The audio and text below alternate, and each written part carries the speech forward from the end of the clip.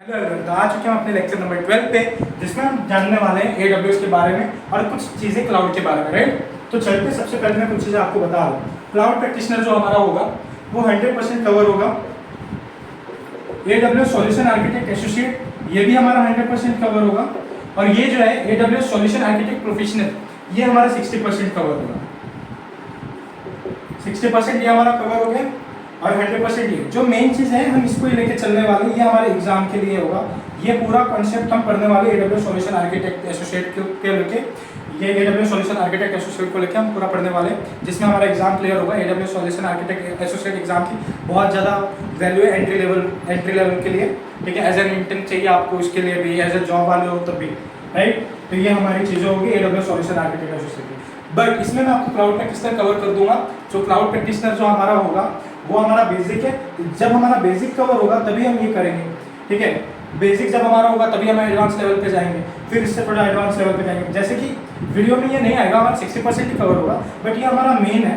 और cloud practitioner के exam में, क्लाउड प्रैक्टिशनर के एग्जाम में आपके बिना काम के ज़्यादा पैसे बिगड़ेंगे और उसकी कोई वैल्यू भी नहीं। तो आप क्लाउड प्रैक्टिशनर का एग्जाम ना दो तो अच्छा है, आप इसका ही एग्जाम डायरेक्ट दे सकते हो। हाँ, बट इसका एग्जाम देने के बाद ही आप इसका एग्जाम दे सकते हो, डायरेक्ट इसका एग्जाम नहीं दे सकते। AWS solution architect professional.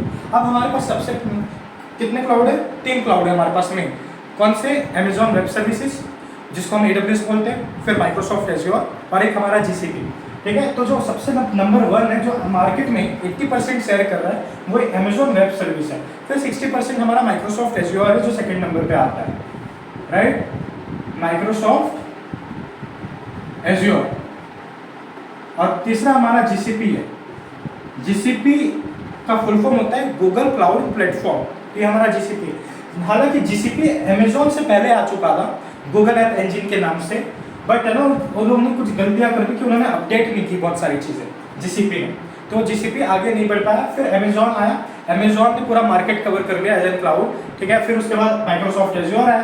तो माइक्रोसॉफ्ट एज्योर और Amazon चाहे अगर बोला जाए तो वो दोनों टक्कर में अभी साथ में ही चल रहे हैं। बहुत सारी चीज़ें उनके में सेम है, ठीक है, बस नाम अलग करते हैं, बट उनके जो काम करने के तरीके हैं वो सेम है, राइट। तो अब चलते हैं, हम कुछ बातें जान लेते हैं क्लाउड के बारे में। चलते हैं अपने व्हाइट बोर्ड की तरफ। तो पहले हम जान लेते हैं नॉर्मल क्लाउड के बारे में। हमारा नॉर्मल क्लाउड होता है जब हमारी बारिश का सीजन चल रहा होता है। आप लोग सोचते हैं बारिश कब होगी, बारिश कब होगी। जैसे ही बारिश हो जाती है तो बारिश जब हमारी होगी तो वो क्या हो गया? आउटपुट हो गया, राइट। और इसकी डेफिनेशन हमने क्या पढ़ी थी साइंस में? मिक्सचर ऑफ गैसेज, ठीक है। मिक्सचर ऑफ गैसेज जो कंबाइन करके जब बारिश होती है, जिसे हम H2O बोला जाता है। बारिश को क्या बोलते हैं? पानी को क्या बोलते हैं? H2O बोला जाता है, राइट। नॉर्मल सी चीज़ है, आउटपुट आ गया, ठीक है। बारिश हो गई, आउटपुट आ गया। ये सोच रहा था कि हमारी बारिश कब होगी। ये क्या सोच रहा था? बारिश कब होगी। ये इंसान सोच रहा था बारिश कब होगी। तो जब जैसी बारिश हो गई तो हमारा आउटपुट प्रोसेस हो गया। वैसे ही हम क्लाउड के बारे में जानते हैं, जो IT इंफ्रास्ट्रक्चर, IT में यूज़ होते हैं क्लाउड। हमारा जो IT में क्लाउड यूज़ होता है उस चीज़ के बारे में जान लेते हैं। जैसे आप गोवा में बैठे हो, आपको काम करना है घर से, कोरोना के टाइम में आप घर पे बैठे थे, आपका सर्वर जो IT इंफ्रास्ट्रक्चर वो बाहर था। जैसे कि समझ लो आपका IT इंफ्रास्ट्रक्चर अमेरिका में है, राइट। तो अमेरिका में है, तो आपको उस चीज़ से एक्सेस करने थे रिसोर्सेज, नेट्स की वगैरह से, तो बहुत सारी चीज़ें वहाँ से आप एक्सेस कर पा रहे थे। तो हमारा क्लाउड है, हम कहीं पे भी बैठ के कोई भी काम कर सकते हैं वाया इंटरनेट, तो उस चीज़ को हम क्लाउड बोल सकते हैं। अगर आपका जीमेल है, जीमेल यूज़ करते हो, जीमेल का मेन सर्वर कहाँ पर है? अपना अमेरिका में है, तो अमेरिका में है, और हम मेल यूज़ करते हैं यहाँ पर घर पे बैठ के, तो हमारी वही चीज़ होगी कि हम कुछ भी एक्सेस कर सकते हैं, ठीक है। तो अब मैं इसको रफ करता हूँ और अपने डेफिनेशन की तरफ चलता हूँ। तो आ चुके अपने व्हाइट बोर्ड पर हमारी डेफिनेशन है क्लाउड कंप्यूटिंग से रिलेटेड। तो हमारी डेफिनेशन क्या है? Cloud computing is on demand delivery of computing resources via internet, पे एज यू गो प्राइसिंग। अब इसका मतलब जान लेते। ऑन डिमांड डिलीवरी का मतलब होता है जब भी जो भी आपने डिमांड की वो आपको तुरंत मिल रही है। किससे? Computing resources via internet. हमारे कंप्यूटिंग रिसोर्सेज क्या होते हैं? स्टोरेज हो गया, बहुत सारी चीज़ें हो गई, ऐप्स हो गए वगैरह वगैरह, ठीक है। क्या हमारे ये कंप्यूटिंग रिसोर्सेज हो गया, रैम हो गया। हमारे कंप्यूटिंग रिसोर्सेज में रैम आ जाते हैं, स्टोरेज आ जाती है वगैरह वगैरह, ये सब चीज़ें आ जाती हैं। और एक और खास चीज़ है इसमें कि अगर इंटरनेट होगा तो ही चलेगा, बाकी सब अच्छा है। डिसएडवांटेज ये है जैसे कि इंटरनेट नहीं होगा तो कुछ, इंटरनेट नहीं होगा तो हमारा क्लाउड काम नहीं करेगा, और जितना आप यूज़ करोगे उतना ही पैसा लगेगा। पे एज यू गो इसलिए बोला जाता है, इसलिए इसकी डेफिनेशन क्या होती है? Cloud computing is on demand delivery of computing resources via internet पे एज यू गो प्राइसिंग। अब हम जानते हैं वर्चुअलाइजेशन के बारे में, तो हम चलते हैं अपने वर्चुअलाइजेशन के बारे में। तो मैं बोर्ड को रफ कर लेता हूँ। वर्चुअलाइजेशन हम बात करते हैं, हमारा क्लाउड जब आया था, क्लाउड जब नहीं था, जैसे कि 1995 की बात कर रहे थे, लोग ना अपना स्टार्टअप खोलने का सोचते थे, बट स्टार्टअप नहीं खोल पाते थे, बहुत सारे पैसे लगते थे, उस 1 करोड़ 2 करोड़ ऐसे पैसे लग जाते थे, और सोचते थे इसके ऊपर पैसा कौन लगाएगा, इस चीज़ के ऊपर पैसा कौन लगाएगा, क्योंकि नुकसान होने का भी डर था। तो बहुत कम चीज़ें आई थी वहाँ पर, ठीक है। तो सबसे पहले अगर हमारे 5 सर्वर है, जैसे कि अभी एग्जाम्पल में हाल ही में हमारे पास जैसे कि फ्लिपकार्ट है, फ्लिपकार्ट पे आप जब लॉग इन करते हो, चलो फ्लिपकार्ट की कुछ चीज़ें मैं आपको बताता हूँ। ये हमारा फ्लिपकार्ट है, ये फ्लिपकार्ट हो गया, राइट। अब आप इसको साइन इन करोगे, उसके लिए एक सर्वर चाहिए, साइन इन किया उसके लिए एक सर्वर, फिर जो कार्ट होते हैं कार्ट के लिए एक सर्वर, राइट। फिर हमने जो लिस्ट चेक करते जो हमें ऑर्डर करना होता है उसके लिए एक सर्वर, फिर एक ऑर्डर के लिए एक सर्वर, और ये जो ऑर्डर करने के बाद जो हमें बताता है कि ऑर्डर हो चुका है उसके लिए एक सर्वर, ठीक है। तो ये 5 सर्वर हो गया हमारे। 5 सर्वर होने के बाद जब पहले जो 5 सर्वर, ऐसे बहुत सारे सर्वर लगते थे, राइट। जैसे फ्लिपकार्ट अभी आया है तो फ्लिपकार्ट क्लाउड पे डिपेंड है, पर पुराने ज़माने में जब 1990 चल रहा था, जब 1990 रहा तो 5 सर्वर भी लेना मुश्किल थे, क्योंकि अभी भी ये सर्वर लेना मुश्किल है, राइट। क्योंकि ये 5 सर्वर के एक सर्वर का जो कॉस्ट है वो I think 10 lakhs to 20 lakhs rupees ज़्यादा है, तो बहुत से लोग वो चीज़ करके देते हैं, ठीक है। तो मार्केट में आया 2005 में एक वर्चुअलाइजेशन, क्योंकि जो कंपनी थी वो सोच रही थी कि हमारा बिजनेस तो चल नहीं रहा है, हम बंद करते हैं। तो जब वर्चुअलाइजेशन आया तो वर्चुअलाइजेशन ने ये बोला कि काम करो, आप मेरा वर्चुअलाइजेशन यूज़ करो, आप मेरे ऐप यूज़ करो। तो वो बताता है क्यों, पर मैं आपका ऐप यूज़ क्यों करूँ, तो अपने फ़ायदे बताते हैं कि अगर आप मेरे ऐप यूज़ करते हो एक ही सर्वर से बहुत सारी चीज़ें हो जाएंगी, ठीक है। तो वो सोचा कि ठीक है, मैं ये बहुत अच्छा आइडिया। तब तक ये 2005 तक ऐसे चलता है, पर टेक्नोलॉजी क्या है, टेक्नोलॉजी हमारी अपडेट होती रहती है। तो टेक्नोलॉजी जब हमारी अपडेट हुई तो जो वर्चुअलाइजेशन था उससे क्लाउड बन गया। अब मैं वर्चुअलाइजेशन से आपसे अगर पूछा जाए, आप आपकी गर्लफ्रेंड है, आपकी गर्लफ्रेंड को आपने आईफोन गिफ्ट किया और आप यूज़ कर रहे हो ओप्पो A60। अब अगर आप ओप्पो A60 यूज़ कर रहे हो, आपके में सिर्फ 4 GB रैम है और आपकी गर्लफ्रेंड ने 12 GB रैम और एक्सटर्नल GB मिल लिया उसको 526। अब अगर आपको पबजी खेलना है, आपके फ़ोन में आप पबजी खेल रहे हो, हैंग हो रहा है, हालांकि जो लड़कियां देख रही होंगी सोच रही होंगी मेरा वाला तो चॉकलेट भी नहीं देता है, तो आईफोन तो बहुत बड़ी बात है, और लड़की सोच रही होंगी सर पैसे ही कहाँ होते हैं तो कहाँ से रहे। चलो ये सब बहुत अलग बात है, हम चलते हैं उस जगह पे, टॉपिक पे अपने वर्चुअलाइजेशन में।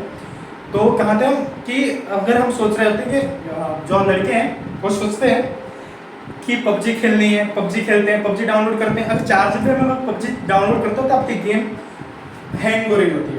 तब सोचते हैं खास ऐसा कोई आइडिया होता कि मैं अपनी गर्लफ्रेंड से थोड़ी GB ले लेता हूँ, उस GB में से मैं गेम खेल लेता हूँ। अब आप सोचोगे कि सर हम तोड़ दें क्या उसको, उस चीज़ को हम तोड़ देते हैं वर्चुअलाइजेशन के लिए तो थोड़ा सा रैम मिल जाएगा। नहीं, वहाँ से रैम नहीं मिलती, वहाँ से एक ऐप होती है, जैसे कि अब जिसके पास PC है या कुछ भी चीज़ है, आपने PC में एक VMware नाम का इंस्टॉल, वो क्या है वर्चुअलाइजेशन। आपको अगर लिनक्स चलाना होता है तो लिनक्स चलता है आपके वो 8 GB में, वो 4 GB वर्चुअलाइजेशन अलग से बनता है, अलग GB बना के। वैसे ही आज के डेट में फ़ोन में ऐसी चीज़ें नहीं, फ़ोन में भी ऐसी चीज़ें हो रही हैं। जैसे हमारा SD कार्ड होता है, उसके साथ हम वर्चुअलाइजेशन कर लेते हैं।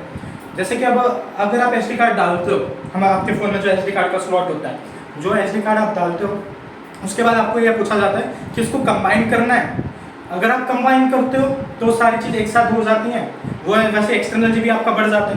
बट इसका डिसएडवांटेज क्या होता है, जैसे आप उस चीज़ को निकालते हो तो सब चीज़ गायब हो जाती है, इसलिए बहुत से लोग उसको नहीं रखते हैं, अलग अलग चीज़ें अपने SD कार्ड में स्लॉट रख देते हैं, राइट। तो ये चीज़ हो गई वर्चुअलाइजेशन कि अगर हमें गेम खेलनी है तो ये सब चीज़ें हम ऐसे करके बढ़ा सकते थे, ठीक है। तो अपने ये सब चीज़ें होती थी, ये हमारा हो गया वर्चुअलाइजेशन। तो हम कहाँ थे, हमारे वर्चुअलाइजेशन के ऊपर थे, जिसमें हम अपनी डेफिनेशन बताएंगे। सॉरी कुछ मिस्टेक्स की वजह से। तो हम चलते हैं हमारा जो वर्चुअलाइजेशन था, हमने वर्चुअलाइजेशन में क्या बात की थी, हमारे गर्लफ्रेंड से रिलेटेड कि हमें गर्लफ्रेंड से कि हम रैम यूज़ कर सकते हैं या नहीं कर सकते, पर वो ऐसा पॉसिबल ही नहीं है, हम नहीं कर सकते थे। आज के डेट में वो चीज़ हम कर पा रहे हैं और हमारे लैपटॉप में हमारा VMware से हम अपना वर्चुअलाइजेशन कर पाते हैं, क्योंकि हमारी चीज़ें हमारे फ़ोन में हम वो चीज़ कर पाएंगे, बट किसी और का फ़ोन लेके हम वो चीज़ नहीं कर पाएंगे, ठीक है। तो वो चीज़ हमारा पॉसिबल नहीं है। अब हम चलते हैं अपने वर्चुअलाइजेशन की डेफिनेशन की तरफ, राइट। तो चलते हैं अपने डेफिनेशन की तरफ। डेफिनेशन से पहले हम कुछ चीज़ें जान लेते हैं, जिस चीज़ में मैंने आपको बताया था, जो नॉन टेक्निकल वे में और टेक्निकल वे में, वापस से जिन लोगों को समझ नहीं आया था, राइट। तो हमारे पास है ना छोटा ग्राउंड है, ये छोटा ग्राउंड हो गया हमारा, राइट। इसको छोटा समझते हैं और ये हमारा बड़ा ग्राउंड है, राइट, ठीक है। अब क्रिकेट खेल रहे हैं, क्या खेल रहे हैं, सब क्रिकेट खेल रहे हैं। ये छोटे ग्राउंड में 1 2 3 4 5 6 बंदे हैं, ठीक है। और यहाँ पर 1 2 3 4 5 6, यहाँ पर बहुत सारे हमने बना दिए, ठीक है, ऐसे। ये क्या है, बड़ा ग्राउंड है, यहाँ पर लोग फुटबॉल भी खेल रहे हैं, क्रिकेट भी खेल रहे हैं, बास्केटबॉल भी खेल रहे हैं, सब खेल रहे हैं। तो क्या हो गया, इसका मतलब हुआ यहाँ पर रैम ज़्यादा है, तो ये अच्छे से स्मूथ वर्क कर रहा है। जहाँ पर रैम ज़्यादा, यहाँ पर 12 GB थी, ठीक है, और एक्सटर्नल कितना था, 526 था। तो ये एकदम सॉफ्टली रन कर रहा है, कोई दिक्कत नहीं आ रही इस चीज़ में, हैंग नहीं हो रहा हमारा फ़ोन, ठीक है। और इधर ही अगर मैं बहुत सारी चीज़ ला दूँ, इधर हमारा कितना है, 4 GB। अब 4 GB है, तो क्या कर रहे हैं, इस जगह पे हमारा फोन क्यों हैंग हो रहा है, क्योंकि ये ऐप एक दूसरे से झगड़ रहे हैं। पबजी GTA वाले के साथ लड़ रहा है, GTA PUBG वाले के साथ लड़ रहा है। तो सिंपल सी चीज़ है, हमारा यहाँ पर हैंग होगा। जो 4 GB हो तो 4 GB तक ही हैंडल कर पाएगा, ज़्यादा चीज़ें हैंडल नहीं कर पाएगा। पर अगर आप 12 GB रखते हो, यहाँ पर आप अपना सब चीज़ चला सकते हो, व्हाट्सअप चला सकते हो, गेम खेल सकते हो, PUBG खेल सकते हो, GTA खेल सकते हो, एवरीथिंग खेल सकते हो। बट यहाँ पर आप सिर्फ अपने काम से काम रिलेटेड वाली चीज़ें यूज़ कर सकते हो, ज़्यादा यूज़ नहीं कर सकते। अगर ज़्यादा लोड करोगे तो रैम झगड़े करेंगे, ठीक है। तो ये नॉर्मल सी चीज़ें होगी। अब हम चलते हैं अपने वर्चुअलाइजेशन की डेफिनेशन की तरफ। तो आ चुके हम अपने वर्चुअलाइजेशन की डेफिनेशन के ऊपर। तो हमारी डेफिनेशन क्या है, it is a technique of splitting physically resource into as many as logical reasoning as we want. अब इसका मतलब जानते हैं। फिजिकली क्या हो गया, हमारा जो लैपटॉप है वो क्या हो गया, हमारा हार्डवेयर हो गया, एक तरीके से फिजिकल हो गया। जो बॉडी हो गई वो फिजिकल हो गया, ठीक है। लॉजिकली क्या हो गया, सॉफ्टवेयर हो गया हमारा, ये हमारा वर्चुअलाइजेशन हो गया, ठीक है, राइट। ये हमारा वर्चुअलाइजेशन हो गया। अब मैं कुछ चीज़ें आपको बता देता हूँ अपने बोर्ड को रफ करके। जैसा कि हमने जाना था स्प्लिटिंग करके वर्चुअलाइजेशन के बारे में, जो मैंने आपको एग्जांपल दे दिए गर्लफ्रेंड बॉयफ्रेंड वाले प्लेग्राउंड के बारे में, और जो हमारी डेफिनेशन थी स्प्लिटिंग मतलब, ठीक है। और उसके एग्जांपल थे मेमोरी, हार्ड डिस्क वगैरह वगैरह, ठीक है। वो सब चीज़ें हो गई थी हमारी।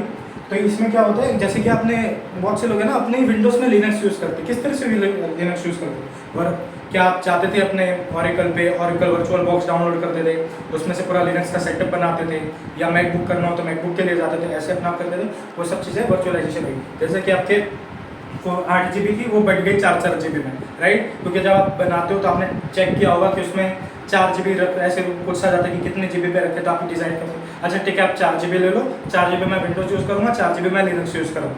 वही चीज़ हो गई स्प्लिटिंग का मतलब। और हमारे जो एप्लीकेशंस थे, सॉफ्टवेयर लॉजिकल रीजनिंग मतलब हमारे सॉफ्टवेयर हो गए, ठीक है।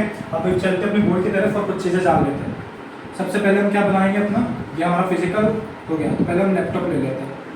ये हमारा लैपटॉप, फिर हमने क्या किया, फिजिकल हार्डवेयर,